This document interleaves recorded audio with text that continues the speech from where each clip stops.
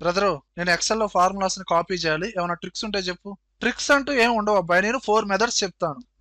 మెదడు గుండెకాయ లివరు కాదయ్యా, 4 రకాలుగా చేయొచ్చు. చూడు, ఇక్కడ already total average formulas apply చేసావు కదా, కాపీ చేయి. రిమైనింగ్ సెల్స్ మొత్తాన్ని సెలక్షన్ చేసి పేస్ట్ చేయి, Ctrl V.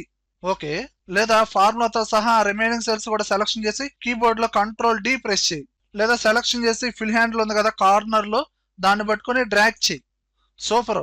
లేదా ఈ ఫిల్ హ్యాండిల్ ని డబుల్ క్లిక్ చేయి, లాస్ట్ స్టూడెంట్ ఎక్కడ దాకా అయితే ఉందో ఆటోమేటిక్ వచ్చేస్తుంది. ఇది ఇంకా సూపర్. కానీ వీడేదో పెట్టాడు మళ్ళీ. డేటా ఎంటర్ చేసేటప్పుడు ఆటోమేటిక్ గా ఫార్ములాస్ అప్లై అయిపోవాలి. ఈ పర్టికులర్ డేటాని ఈ ఫార్మేట్ ని సెలక్షన్ చేసి Ctrl T format table apply చేసి ఇప్పుడు లాస్ట్ స్టూడెంట్ యావరేజ్ దగ్గరకు వచ్చేసి ట్యాబ్ ప్రెస్ చేయి. ఇప్పుడు అడిషనల్ స్టూడెంట్ డీటెయిల్స్ యాడ్ చేస్తున్నావు, విజయ్. అదిగో మార్క్స్ ఎప్పుడైతే ఎంటర్ చేసావో ఆటోమేటిక్ గా టోటల్ యావరేజ్ వచ్చేసింది, కృష్ణ.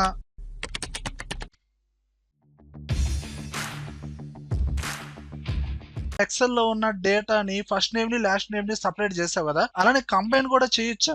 చేయొచ్చు. దీనికోసం నువ్వు కన్కాటినేట్ ఫార్ములా యూజ్ చేయి. Equal to concatenate, first cell ని రెఫరెన్స్ గా తీసుకో, కామా లాస్ట్ నేమ్ ని రెఫరెన్స్ గా తీసుకో, క్లోజ్ చేయి, ఎంటర్ ప్రెస్ చేయి. ఇదేంటి వాడికి మధ్యలో స్పేస్ లేదు?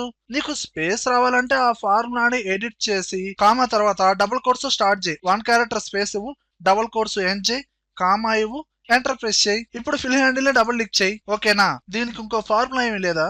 టెస్ట్ జాయిన్ ఫార్ములా యూజ్ చేయి. కానీ ఈ ఫార్ములా 2019 వర్షన్ నుంచి అవైలబుల్ లో ఉంది. మరి ఈ కన్కాటినేట్ ఫార్ములా 2013 వర్షన్ నుంచి ఉంది. నేను యూజ్ చేసేది 2007 వర్షన్. ఎన్నిసార్లు చెప్పాలరా అప్డేట్ చేసుకోరా అని? ఈ ఒక్కసారి చెప్పు. 2007 వర్షన్ లో ఫార్ములాతో పని లేదు. ఈక్వల్ టు ఫస్ట్ నేమ్ ని రిఫరెన్స్ గా తీసుకో, అండ్ డబుల్ కోట్స్ స్టార్ట్ చేయి, 1 character space double quotes end చేయి, అండ్ సెకండ్ నేమ్ ని రిఫరెన్స్ గా తీసుకో, ఎంటర్ ప్రెస్ చేయి, ఫిల్ హ్యాండిల్ ని డబుల్ క్లిక్ చేయి. ఓకేనా? బ్రదరు, ఈ సేల్స్ రిపోర్ట్ లో అబోవ్ 60,000 సేల్స్ వాల్యూస్ ఉన్న లిస్ట్ అనేది సపరేట్ షీట్ లో రావాలి. అదేముంది, ఫిల్టర్ ఆప్షన్ యూజ్ చేద్దాం. డేటాని ఫిల్టర్ చేయకూడదు. అసలు డేటాలో ఫిల్టర్ ఐకాన్సే డిస్ప్లే అవ్వకూడదు. వింతయన్ని నువ్వే అడుగుతావురా. చూడు, సపరేట్ సెల్స్ లో సేల్స్ అబోవ్ 60,000 అన్నావు కదా, గ్రేటర్ దాన్ 60,000 ఈ విధంగా డేటా టైప్ చేసుకో. ఇప్పుడు నీకు ఏ షీట్ లో డేటా కాపీ అవ్వాలో ఆ షీట్ ని ఓపెన్ చేయి, డేటా ట్యాబ్ లోకి వెళ్ళు, అడ్వాన్స్డ్ ఫిల్టర్. అదేంటి మళ్ళీ ఫిల్టర్ అంటావు? నువ్వేమన్నావు? ఏమన్నాను? డేటాని ఫిల్టర్ చేయకూడదు, ఫిల్టర్ ఐకాన్స్ కూడా డిస్ప్లే అవ్వకూడదు అని. అవును, అదే చూడు.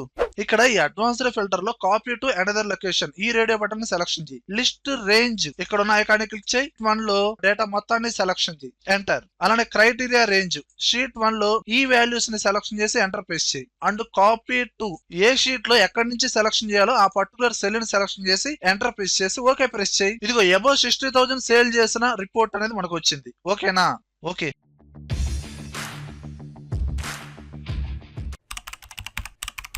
ఏం చేస్తున్నావు బాయ్?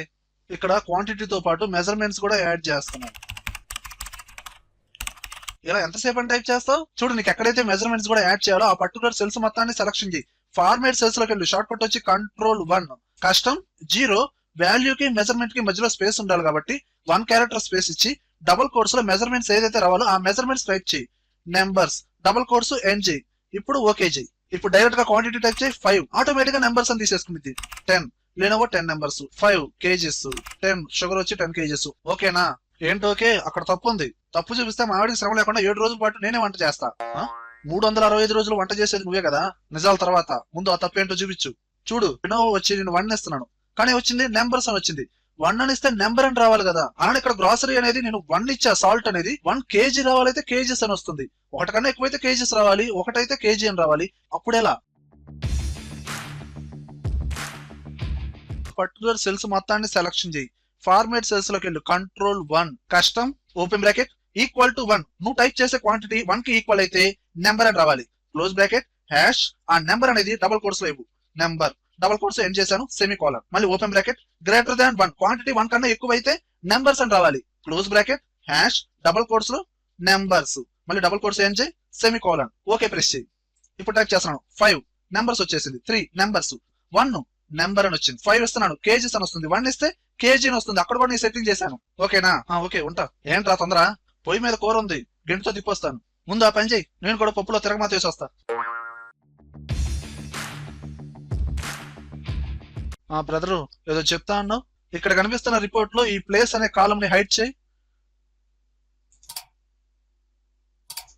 చేసా.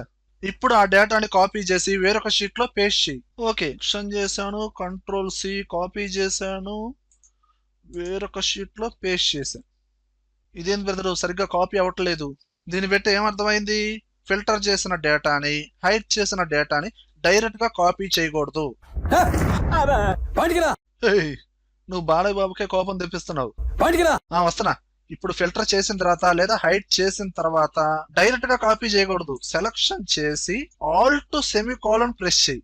దాని తర్వాత Ctrl+C కాపీ చేయి. ఇక్కడైతే పేస్ట్ చేయాలనుకుంటున్నావో డైరెక్ట్ గా పేస్ట్ చేయి.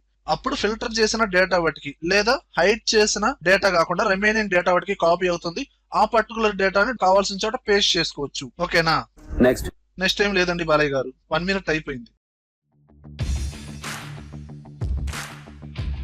ఏరా అబ్బాయి, స్టూడెంట్ డేటా ఎంటర్ చేయమన్నా చేసావా? చేశాను చూడు. Names okay.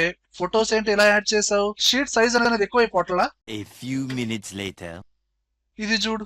ఓకే, ఇప్పుడు ఈ ఫోటో టెస్ట్ మీద క్లిక్ చేయాలా? సపరేట్ ఫైల్ గా ఓపెన్ అయింది. పైగా ఇమేజ్ ఫైల్ ఓపెన్ అయ్యేదాకా నేను వెయిట్ చేయాలా?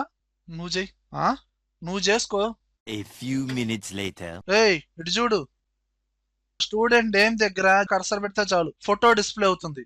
ఎలా బ్రదరు? నువ్వు చేసుకో. నువ్వే చేసుకోరా. చెప్పు బ్రదరు. నీకు ఎక్కడైతే ఫోటో రావాలో ఆ టెస్ట్ ఉన్న సెల్ ని సెలక్షన్ చేసి కామెంట్ యాడ్ చేయ. డైరెక్ట్ షార్ట్ కట్ వచ్చి Shift F2. ఇక్కడ డిఫాల్ట్ గా అడ్మినిస్ట్రేషన్ నేమ్ ఉండేది. ఆ నేమ్ ని డిలీట్ చేసేసి ఈ షేప్ ని అడ్జస్ట్ చేసుకుని బోర్డర్ మీద రైట్ క్లిక్, ఫార్మేట్ కామెంట్ లోకి వెళ్ళు. ఇక్కడ కలర్స్ అండ్ లైన్స్ ఈ ట్యాబ్ లోకి వెళ్ళు. కలర్స్ పక్కనే ఆరో మార్క్ ఉందా క్లిక్ చేయి. ఫిల్ ఎఫెక్ట్స్ లోకి వెళ్ళు. పిక్చర్ అనే ట్యాబ్ లోకి వెళ్ళు. Select picture. మీ కంప్యూటర్ లో ఉన్న పిక్చర్ ని సెలక్షన్ చేసి ఇన్సర్ట్. ఓకే. ఎప్పుడైతే ఇలా మౌస్ పాయింటర్ టచ్ చేసావో ఆటోమేటిక్ గా ఫోటో అనేది డిస్ప్లే అవుతుంది. ఓకేనా? అరే అబ్బాయి, నువ్వేం చేయాలంటే ఇక్కడ ఎంప్లాయీస్ బేసిక్ సాలరీ నుంచి HRA 10%. ఇంకేం చెప్పద్దు, అంత అర్థమైపోయింది. HRA ఫైండ్ అవుట్ చేయాలి. Equal to basic into 10%. Enter press చేయి. ఆటోమేటిక్ గా రిజల్ట్ వచ్చేస్తుంది. ఫిల్ హ్యాండిల్ లో డబుల్ క్లిక్ చేయి. ప్రతి ఎంప్లాయీ HRA వచ్చేస్తుంది. ఓకేనా? ఏంట్రా ఓకే? నన్ను క్వశ్చన్ కంప్లీట్ చేయనీయకుండా మలయాళం సీన్ ఏదో మిస్ అవుతున్నట్లు అంత తొందర ఏంటి? ఇందులో ఏముంది కొత్తగా చేయాల్సింది? నువ్వు ఫైండ్ అవుట్ చేసిన HRA అనేది కొంతమందికి 5,000 క్రాస్ అయిందా లేదా? వాళ్ళ బేసిక్ సాలరీ ఎంత ఉన్నా సరే HRA మాత్రం 5,000 దాటకూడదు. దీనికి కండిషన్ అప్లై చేయొచ్చు. నోడుతో కాదు, చేసి చూపించు. చూడు, నేను ఇఫ్ ఫార్ములా యూజ్ చేస్తున్నాను. Equal to if open braces HRA percentage ఎంత? 10%. వాళ్ళ బేసిక్ సాలరీ 50,000 అయితే ఇక్కడ మనకి 5,000 వస్తుంది. అంతే కదా? బేసిక్ సాలరీ రెఫరెన్స్ గా తీసుకుని గ్రేటర్ దాన్ ఈక్వల్ టు 50,000. వాళ్ళ బేసిక్ సాలరీ 50,000 కన్నా ఎక్కువ అయితే డైరెక్ట్ గా 5,000 అని వచ్చేసేయాలి. ఇన్ కేసు ఆ కండిషన్ ఫెయిల్ అయితే అప్పుడు క్యాలిక్యులేషన్ జరగాలి. అంటే బేసిక్ ఇంటూ 10%. ఎంటర్ ప్రెస్ చేయి. ఇప్పుడు ఫిల్ హ్యాండిల్ లో డబుల్ క్లిక్ చేయి. ఇగో థర్డ్ ఎంప్లాయీ వాళ్ళ బేసిక్ సాలరీ 56,500 ఉంది, కానీ HRA 5,000 వచ్చింది. ఓకే, లైన్ లో పడ్డావు రోయ్.